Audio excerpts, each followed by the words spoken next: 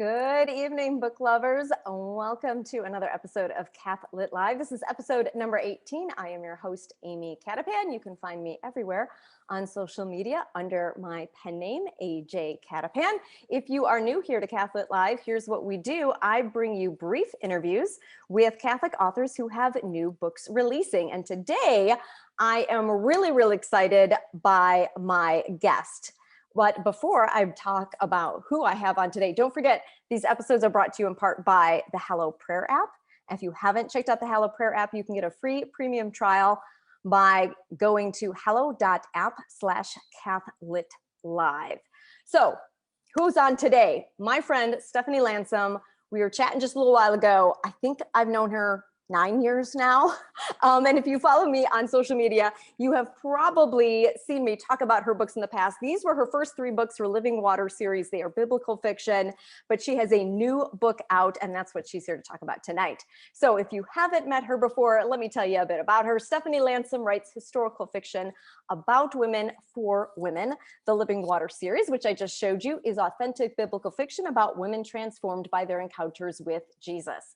Her new novel, In a Far-Off Land, releases tomorrow and is a retelling of the parable of the Prodigal Son, set in 1930s Hollywood and the Great Depression. So please help me welcome to the show, Stephanie Landsem.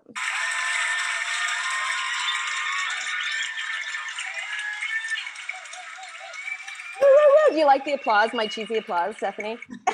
Like more applause. More applause. Right. We don't get enough of that as authors. When do we get to walk into a room to a lot of applause? Never. Well, how are you, Stephanie? Good. I am doing well. And your new book, In a Far-Off Land, releases tomorrow, May the 4th. Tomorrow. Woohoo. May the 4th be with you. Exactly. And with your spirit. With your spirit. We're Catholic. We have to make jokes like that, don't we? Don't we? Mm-hmm. All right. So I was just telling everyone that I think I've known you for like 9 years now. We met through ACFW. We were critiquing each other's stuff before our first books came out. So I knew you when, and you knew me before Angelhood came out. I think you read a few chapters of Angelhood before that came out. Angelhood and the Riddles. Oh, and Seven Riddles to Nowhere. You did that one too. Yeah, I think I did. I saw that whole thing before it came out, which was very fun. Yeah. Well, I haven't read any of In a Far-Off Land yet, but I have pre-ordered my copy and I'm hoping it arrives tomorrow. So early. Yeah. So tell me, and our viewers, what is the book about if they haven't been keeping up with my social media or your social media? Well, it is the story of a prodigal daughter who it's set in the 1930s, so the Depression, and in glamorous 1930s Hollywood. So Mina runs away from her hometown in South Dakota. She steals her father's savings and goes to Hollywood to make her fame and fortune. And it doesn't turn out that way, because we all know about the story of the prodigal son. Doesn't turn out that way, but there's a little murder mystery, there's a romance, and in the end, there's mercy and forgiveness. But you have to kind of read the story to see how it all works out. Yeah, I find this really intriguing, this whole idea of taking a parable and putting it in a different setting. Kind of reminds me of like when you see Shakespeare plays done in a different setting, in a different time period, right? We're like, how are they going to change things up for this? So why a story based on this parable, which is sometimes called the Prodigal Son or the Merciful Father? Why did you choose that one? Well, I do love Jesus' parables because he knew how to speak to us. Like he knew how to teach us things. Especially those very important lessons about his own father, because it's really hard for us to understand the mercy of God, right?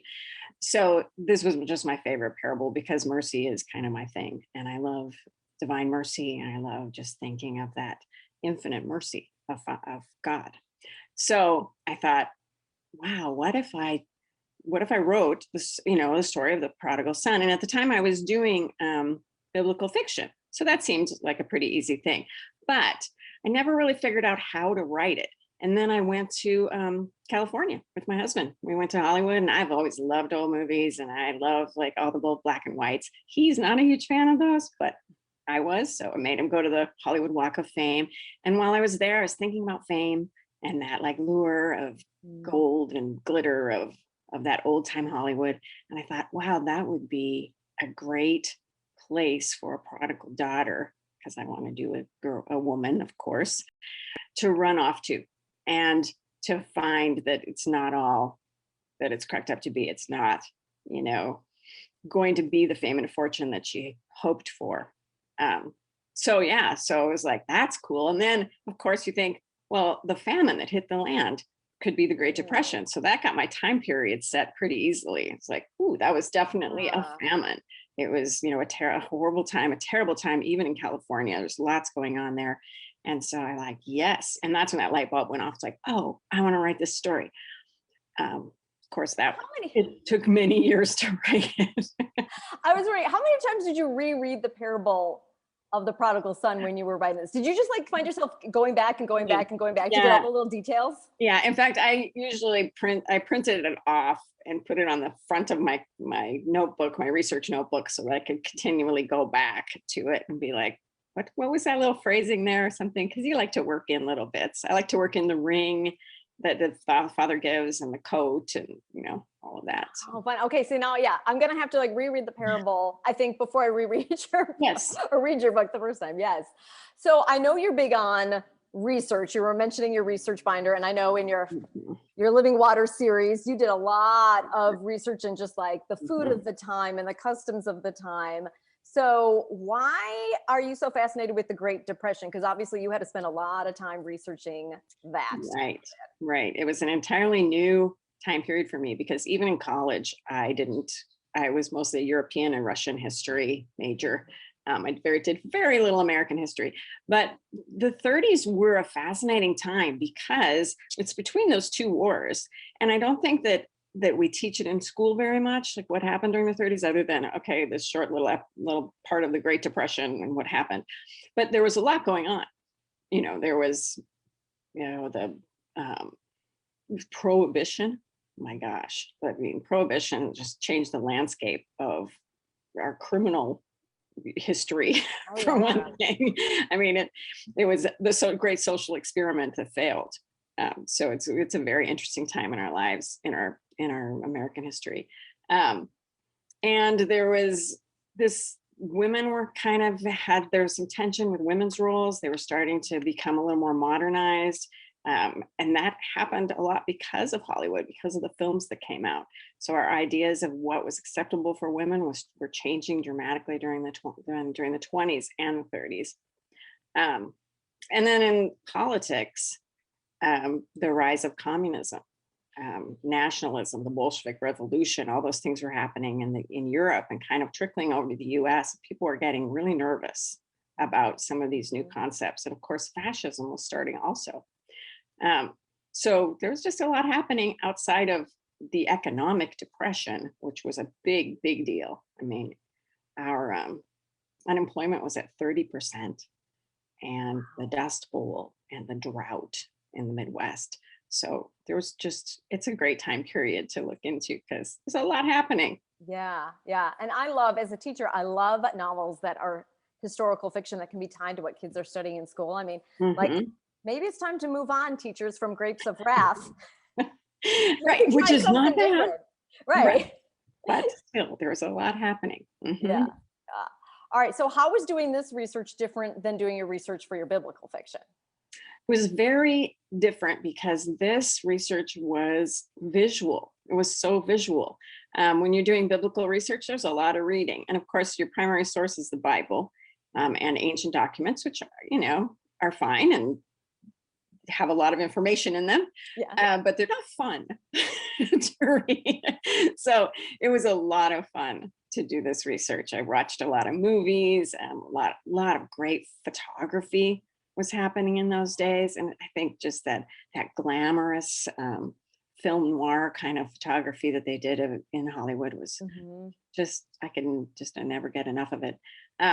So those primary sources were really easily accessible, and just loads of them, diaries and firsthand accounts and videographies of people who went through the Depression and talked about it.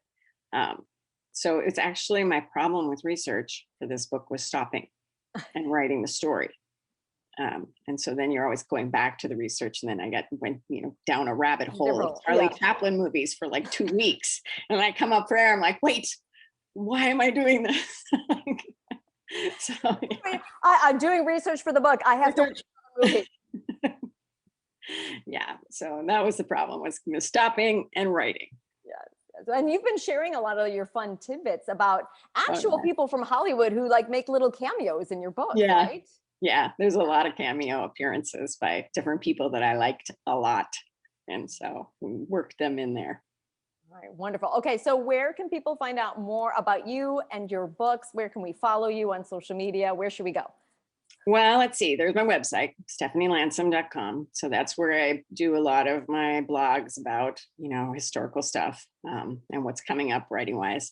The Instagram is where I am primarily right now, and also on Facebook. And so those are pretty much my 3 main places. Are there going to be any recipes related to this book? Because I seem to recall there were recipes like Martha's cakes or something. There were a lot of recipes for the tomb because Martha was such a great cook. Mm-hmm. I did do some cooking from the Depression because there's some neat recipes, and I actually have some old recipe books from the 20s and 30s, which I had to collect, of course, because research. But I haven't done any yet, but that's a great idea. I did one of those Depression cakes, which was kind of delicious. Ooh, so I'll have to. Right. Mm-hmm.